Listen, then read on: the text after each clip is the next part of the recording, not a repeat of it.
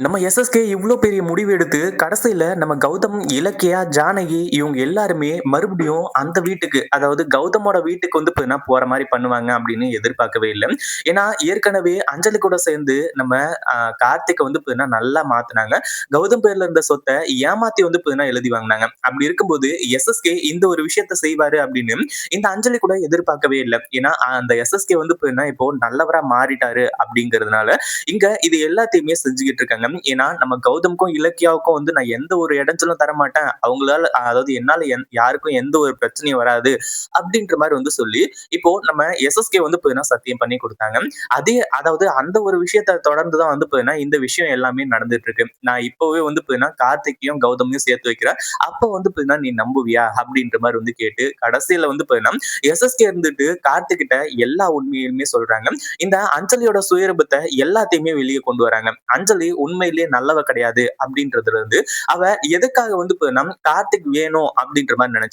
அதாவது ஆரம்பத்துல கல்யாணம் பண்ணணும் அப்படின்ற மாரி நெனச்சதுல இருந்து, இன்னும் பல விஷயங்கள வந்து எதுக்காக அஞ்சலி செஞ்சா? உண்மையிலேயே அஞ்சலி கார்த்திக்க லவ் பண்ணாளா? அப்படின்றதுல இருந்து எல்லாத்தையுமே வந்து பார்த்தீங்கன்னா வெளிய கொண்டு வராங்க. அப்பதான் கார்த்திக்குக்கு எல்லா உண்மைகளுமே புரிய வந்துச்சு. கடைசியில நம்ம கார்த்திக்கே வந்து பார்த்தீங்கன்னா, கௌதம், இலக்கியா, ஜானகி 3 பேரையுமே வந்து பார்த்தீங்கன்னா கூட்டிட்டு வரலாம் அப்படின்னு சொல்லிட்டு, அவங்கள வந்து பார்த்தீங்கன்னா வீட்டுக்கு கூட்டிட்டு வராங்க. அந்த ஒரு டைம்ல நம்ம கௌதம் இருந்துட்டு, "இங்க பாரு கார்த்திக், நான் மறுபடியும் வந்து பார்த்தீங்கன்னா, நீ இவ்ளோ ரெக்வெஸ்ட் பண்ணி கூப்பிடுறதுனால மட்டுமே தான் அந்த வீட்டுக்கு வரேன். அதே மாதிரி அந்த சொத்துல இருந்து எனக்கு எதுவுமே தேவை கிடையாது. என்னோட ஜானுவோட சந்தோஷத்துக்காக மட்டும் தான். ஏன்னா ஜான் வந்து பார்த்தீங்கன்னா, உன் மேல வந்து உயிரையே வச்சிருக்கா. அப்படி இருக்கும்போது அந்த ஒரு காரணத்தினால மட்டும் தான் நாங்க வந்து பார்த்தீங்கன்னா மறுபடியும் அங்க வரோம். அதே மாதிரி நாங்க வந்து பார்த்தீங்கன்னா, அதாவது அந்த சொத்து எல்லாத்தையுமே மறுபடியும் நீ என்னோட பேருக்கு எழுதி வைக்கணும் அப்படின்ற எந்த ஒரு அவசியமும் கிடையாது.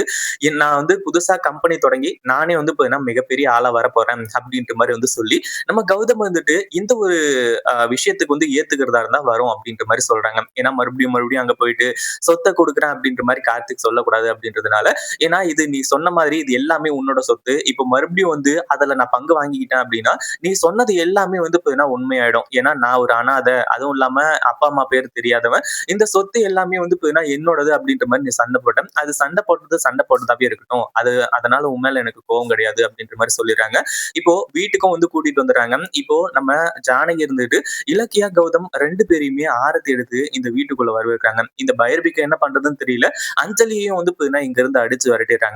உண்மையிலேயே எஸ்எஸ்கே இப்படி மட்டும் பண்ணாரு அப்படின்னா ரொம்பவே சூப்பரா இருக்கும். அவரு உண்மையிலேயே திருந்திட்டாரா இல்லையா அப்படின்றது அப்பாற்பட்ட விஷயம். ஆனா அப்படி திருந்துற மாரி நடிச்சாலுமே கூட இங்க நம்ம கௌதம், கார்த்திக் 2 பேரையுமே ஒண்ணு சேர்த்து வச்சாங்க அப்படின்னா, அதுக்கப்புறம் எஸ்எஸ்கே வந்து பார்த்தீங்கன்னா, கொஞ்சம் கொஞ்சமா அவரோட பாவங்கள் எல்லாமே வந்து தீர்ந்துரும் அப்படின்னே சொல்லலாம். ஒரு பக்கம் நம்ம ரேவதிக்கு இப்பதான் ரொம்பவே சந்தோஷம் ஆக ஆரம்பிச்சிருது. அதாவது எஸ்எஸ்கே வந்து பார்த்தீங்கன்னா திருந்திட்டாருன்னு சொல்லிட்டு, கடைசியில கௌதம் தான் வந்து பார்த்தீங்கன்னா, நம்மளோட மகன் அப்படின்ற ஒரு விஷயத்த வந்து பார்த்தீங்கன்னா போட்டு உடைக்க போறாங்க. இந்த வீடியோ பிடிச்சிருந்தா லைக் பண்ணுங்க, ஷேர் பண்ணுங்க. இப்பதான் நம்ம சேனலுக்கு ஃபர்ஸ்ட் டைம் வரீங்க அப்படின்னா, கீழ இருக்க சப்ஸ்கிரைப் பட்டன பிரஸ் பண்ணிக்கோங்க.